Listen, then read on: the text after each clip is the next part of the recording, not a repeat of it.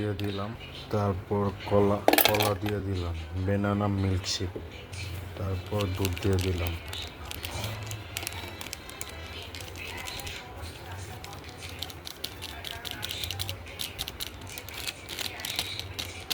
প্যাকেটের দুধ দিয়েও করা যায়, আবার লিকুইড দুধ দিয়েও করা যায়।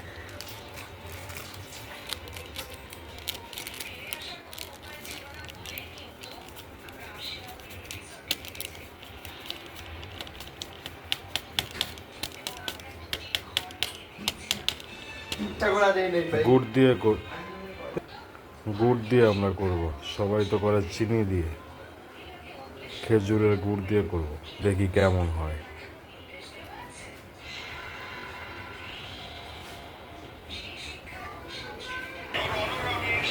ব্লেন্ডার করে নিবা।